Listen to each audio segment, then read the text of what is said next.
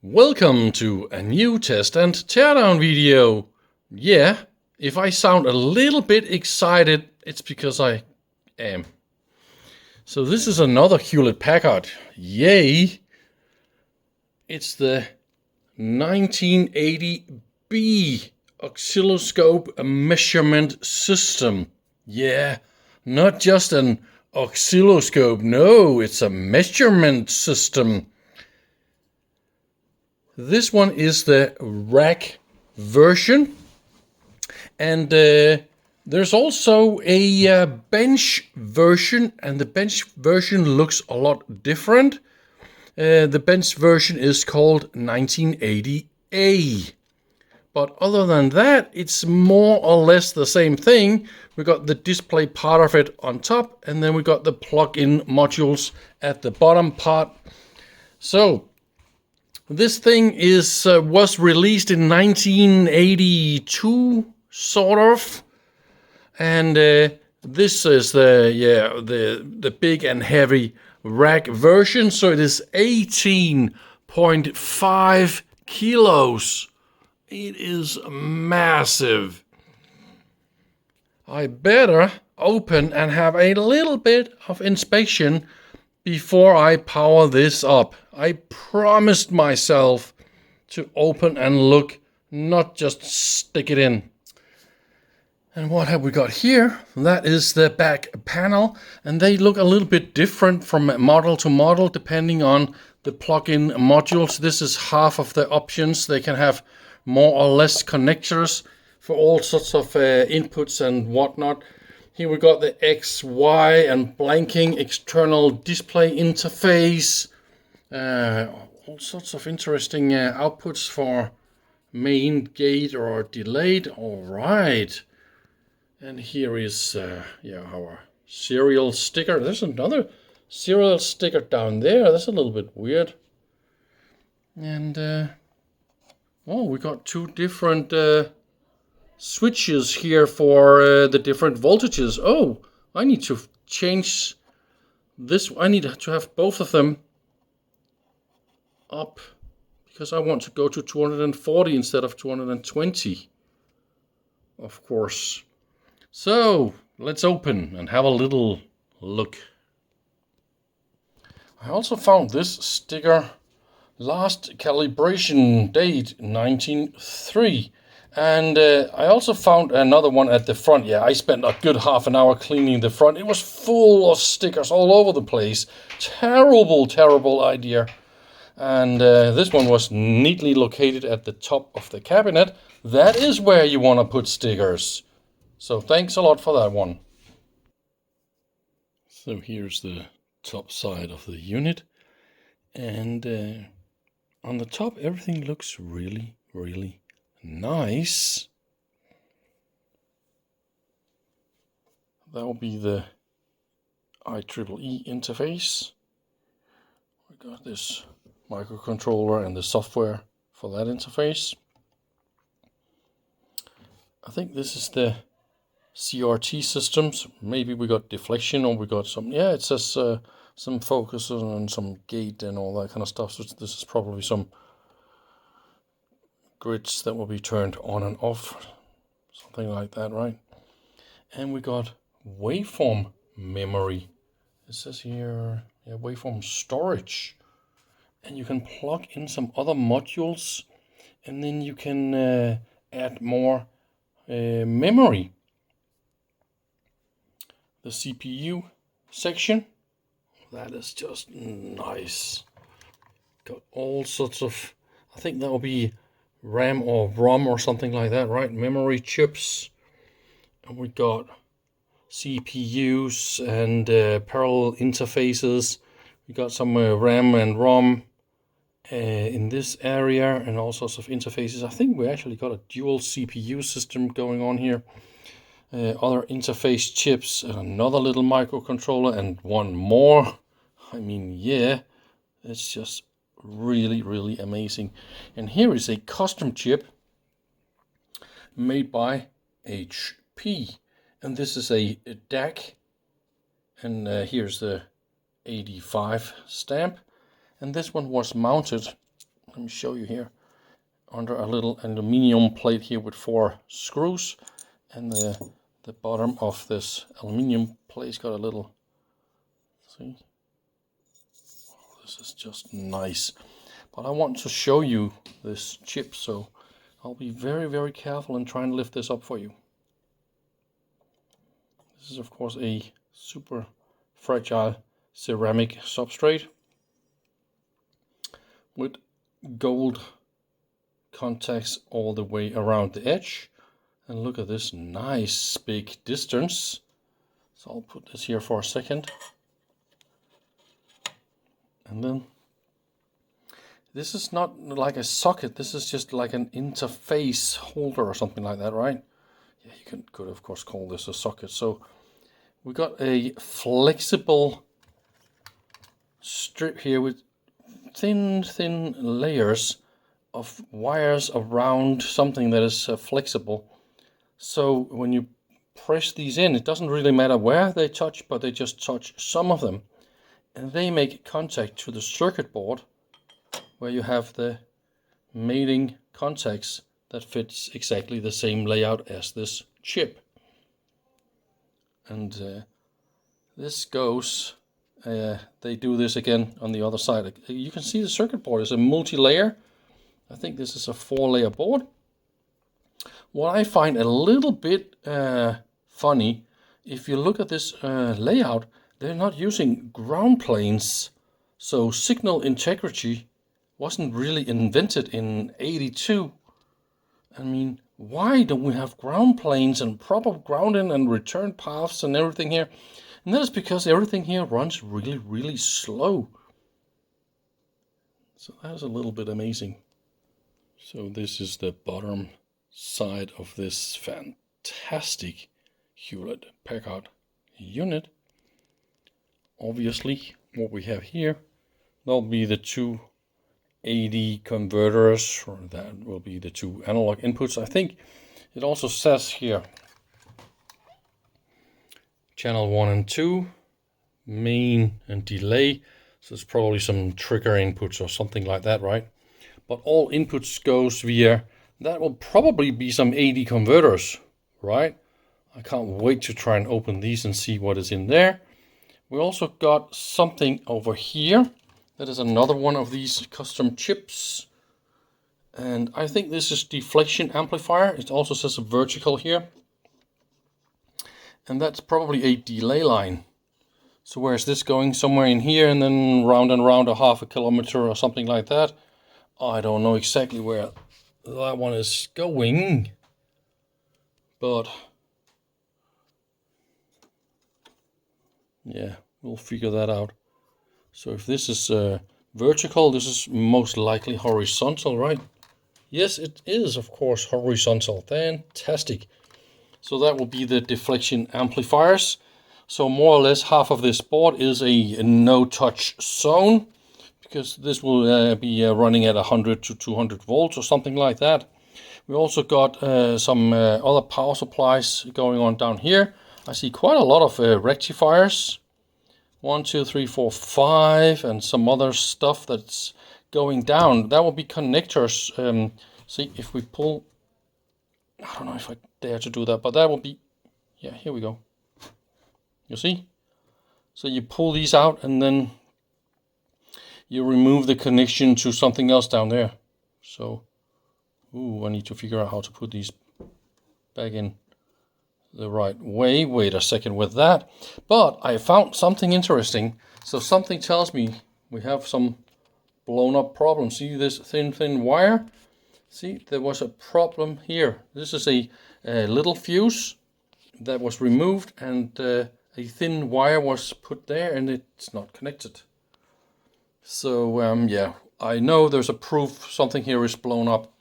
Here's another one of these custom chips, and this one is mounted real good thermal connection to the outer side, so all that is fine. It is me who added these little markers here, and there's something nasty I want to show you. So let's look a little bit more careful here. What is going on? And this is one of the reasons why you have these inspections. see slime from this capacitor. See, it's completely gone, and that is in the negative. So the whole pin is corroded away, and all sorts of slime drip down to this chip and down to that transistor and further down to the chassis. That is a lot of nasty slime. So all this I need to repair. Obviously there can be a lot of other things blown up, and that's probably why this unit was thrown out, and this is why I got it. But anyway, we're just at least enjoying how it's designed and built, because I don't know yet. The outlook is so far a little bit So that will be access to the two custom chips near the inputs. See, one of them is called vertical, and the other one is called trig. But other than that, they are all looking the same way, and that is of course nice and neat, so they can reuse the same. Oh, look at all those fingers. We got some fingers here.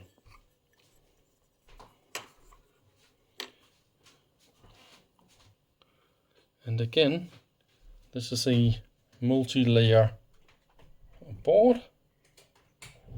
And then we have probably some interconnects under there as well, connecting to the channel input board. Interesting. Look at this beautiful design. Really, really nice thermal solution as well.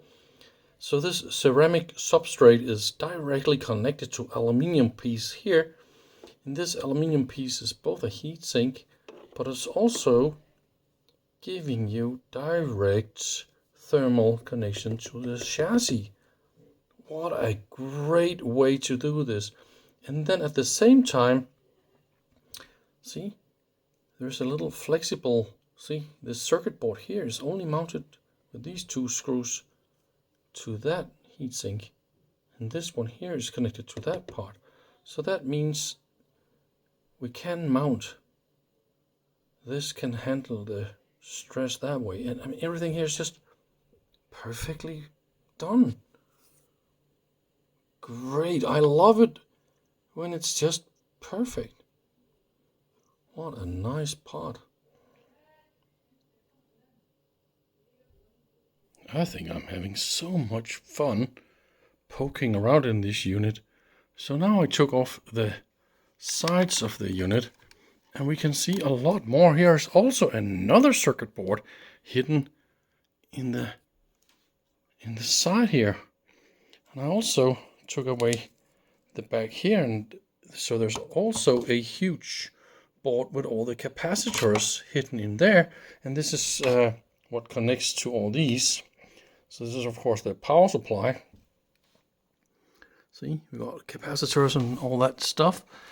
And here we got two circuit boards mounted like that. Very, very close. So it is that compact. And this board here is called the outer digitizer. And I bet the other one is called the inner digitizer. Yeah, I don't know.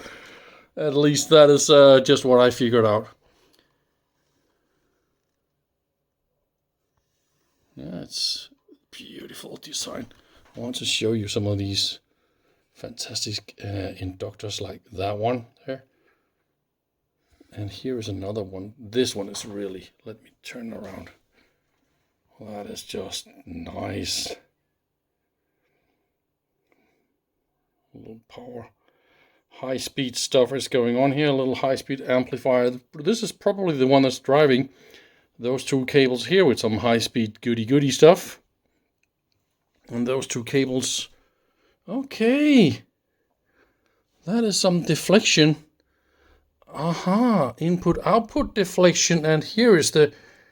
now it makes all sense. See? That will be the input to the power amplifier that drives the deflection, and that is the delay line. See? So those two cables, they go to that is the pre-stage deflection. And that one here is the horizontal. Obviously, it goes to the other. This is of course going directly to the CRT from that point. So it comes back from where is the other end of that deflection line? Behind this BNC connector. This one here is a battery. And it also says something here about protected, non-protected calibration. And I believe the battery is what keeps the calibrations in some RAM. So that is why I'm not pulling out all these different cables. But I think I will try and measure the voltage and see if we've still got a little bit left. So I'm putting this back together. I had 3.3 volts on that battery. What the heck? And then I realized, oh, we got a fan. A hidden fan inside this heatsink. So it's not even big enough as it is. No way, we need a fan. Oh yeah? I don't know, I'm still on my visual round. And then I find this. I just soldered in this little fuse. And that little homemade fuse is connected to that point. And these two wires probably go to this rectifier somehow. And both of them are shorted. So I'm not super happy at the moment. I just checked all the other fuses. We got a whole line of fuses going on here, and they're all fine. And I don't find any other nasty things. I did repair this capacitor. Is now nice and fine. I cleaned this IC and gave it a little bit of varnish. This transistor is nice and clean, and varnished everything here. So yeah, I don't know. I feel like I want to blow this up now, or hopefully we're going to have a little picture on the screen. I don't know, really. There's a chance of everything, really. I keep finding all sorts of funny things inside this unit. So this is the plug-in for the trick. And it's quite empty here. So I believe we can pull out all this and plug in some other plug-in modules, obviously, right? And what is that thingy doing there, right? Let me give you a little bit more light. And there's a Hewlett Packard number on it. You can maybe even see it right there. And then we got this huge transformer located right there. So this explains a little bit about the huge weight. And if you look real careful, you can probably see some connectors up there, right? And it goes right there. And what have you got here? A little trimmer capacitor. So what I think we got here is the oscillator. So there's maybe an oven heated oscillator. So this will be clock and PLLs and clock distribution and whatnot for the whole thing. Because I haven't seen any crystals or oscillators anywhere else. So that is what I think we got there. And yeah. Oh, did you see this? I said, what? 1, 2, 3, 4, 5 rectifiers. And then we got 3 extra down there. So we got quite a lot of different supply voltages. That is amazing. Let's do it. I turned on line and I double checked the fuse on the back is also okay. And we're going to do it slowly.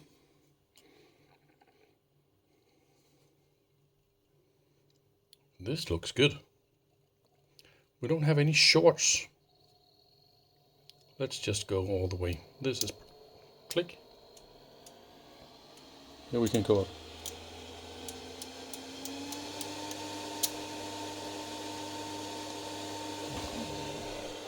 It is using 155 watts. I was hoping to see a little bit of something on the screen. Yeah. Focus. What a day, man. It is working. I mean, at least so far, right? I need a drink. I was shaking and I was all sorts of terrible. But I think we can just auto. Oi. What's going on? We got a signal not found. Oh, let's give it a signal. So let's try and hit the auto again.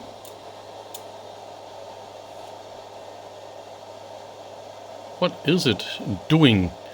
I have no idea how to use this fantastic.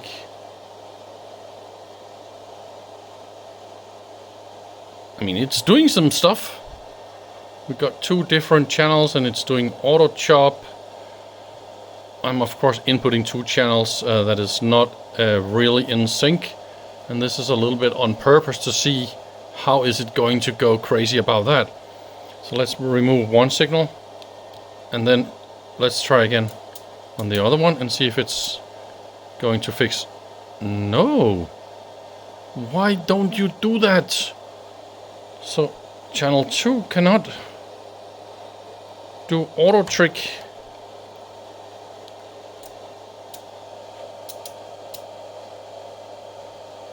Well, that is probably how it's just supposed to be, right? It really works.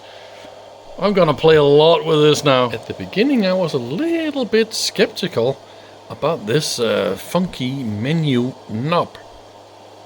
And it's doing everything. But it's really working. And also I want you to see the speed of this thing. Here is 5 nanoseconds a division. And this is 100 megahertz input. So of course we got 2 divisions for 10 nanoseconds. So our timing is also correct, and it is definitely doing the 100 megahertz it's supposed to do. And I can actually crank up the frequency to 150 and it still works. So there's also a lot of margin. And the way that this works, it's really cool. So volts division, and then it is now in fine. And then you just dial around here with your volts division, or you hit the fine, and then you go in clickety click modes. And you can always see here how many volts per division you got. And you can also see it here. And this is very convenient in case you want to turn off the menus on the screen, and this way get more refresh time for your screens in case you have memories and everything like that, right? So when you want to do something else, for example, position, then you can do the position. Then you can turn on the other channel. All you have to do is click there, and then you just move the other channel. Oh, we got a little bit of crosstalk. Oh, we're running at super high speeds, and there's probably a little bit of crosstalk. And the other channel is in the millivolts. Okay, fantastic. But there's a little funny crosstalk. I didn't see that at my previous test. I was doing a lot slower. Let's try and change the speed. So this is 100 megahertz, obviously, right? Let's just go down to 10 megahertz. Oh, and we still see it.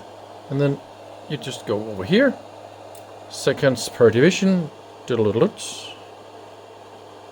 then we can do something like that. And again, position. And then internal, and then we can change our main panel and then turn this screen up and down. In case you want to take a photo of the screen, there's a flood gun in here as well, so you can turn on, see? And then it will perform flooding here. And this way you can easier see the grids in case you want to take a photo or something like that. Yeah. I don't know about this crosstalk. What did I do wrong here? Aha! So channel 2 is not copying to the other one. It's probably some, whatever it is I'm doing, it's probably something that I'm doing, right? Because crosstalk is supposed to go both. It's in the alternating chop. I don't know what I'm doing at all. But this doesn't really look right. I think I found a really funny bug. And it really appears to be some sort of a software bug. Look at that. I got a signal connected to channel 2. And I just performed one of these auto setups. And then it finds channel 2 and la la la. Here we got this tiny little signal. Okay, so I turn on channel 1. And now channel 2 is kind of copying itself, mixing itself into channel 1, as you can see here. But if I take this signal and put it into channel 1, see? Channel 1 is now not copying itself into channel 2. And if I only... yeah, look at that. So now channel 2 was the one I had when I did the auto, and channel 2 copies itself into 1. Okay, now let's do it the other way around. I put my signal into 1. I hit the auto, and I got a line. Now I turn on channel 2. Oops, look at that. So channel 2 is down here, right? So now channel 1 copies itself into channel 2. And if I put in something in 2, it's perfectly fine. So this has to be some sort of a software bug.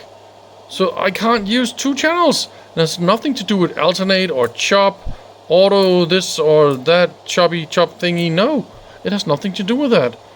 There's just something really weird. Also, I must be absolutely dumb or something, because I cannot figure out how to change trigger. So now this is channel 2, okay? And then let's give it a little bit more. So this is fine. Here we go. Here is our signal, and we can move it like that. So this is channel 2. We can just turn off channel 1. So how do I make it trick on channel 2? Because it's internal trick, right? Trick level. How do I make it? So, aha! Here it says channel 1. So there has to be somewhere where I click it over to channel. How annoying! I did of course figure this out. It's not that difficult to figure out. So there's a blue indicator here, right? And we got little blue stripes written all over the place. So when you hit this one, click. Now the next press will be the blue feature, like inverted. So now this channel is inverted, and it even shows here, right? So if you don't want this anymore, click and again. Super duper. And that means we can go into 50 ohms modes and all that stuff. And now we can manipulate all the different things over here as well. Line trigger and all these things. So yeah, and trick view as well. All you have to do is enable this and then trick view. And then you can dial up and down for the trick view. Yeah. And then, okay, we have to turn it off again. Yeah, I'm learning stuff all the time. I keep finding out all sorts of funny things. This is so much fun just to play with this and see if I can figure it out. Okay, so this is channel 2, and I'm triggering now on channel 2. So I figured out if you hit the internal trick, and then you have to be real fast. It actually says here to change, oops, let's try again. To change internal source, select channel. So that means you have to be real fast and then click the channel tube. So now I am triggering on channel 1. I can move my signal to channel 1. And here is, let's turn on channel 1. So here is channel 1. So far so good, right? We can also hit the little move here, and this is move around with our channel 1 now. So that is something cool. I didn't figure out what this one is doing, but looking real sexy, but I don't know what that is doing. I hear a little clickety click, but that's it. Then I have the store. See, here we have store memory 1. If I click store memory 1, it's counting in the display, and then it stores something, and then I can move. I still have this selected, so I can still move, and then I can store memory 2, and again it's counting, doing some intelligent stuff, and now I can again move my live channel. So now I have 2 memories of that channel. Of course, if I have more channels enabled, I think it's just gonna memory whatever you have on your screen. So of course you can, let's just enable 2 channels like that, right? And then let's kill all this. So this is my view. Let's store memory 1. Select 1. Select 1 signal source. Okay, so store memory 1, and then I click a channel. Nope, you cannot do that. You can only have 1 channel enabled, and then you can store. And then we go over here. Okay, so that is a little bit limiting, but anyway, it is invented in 1982. So obviously from today's standards, it's just doing weird things, and it's not doing exactly as I would expect. And what, of course, this is how it is. This is one of the very first really sexy digital scopes, and I mean, it is working.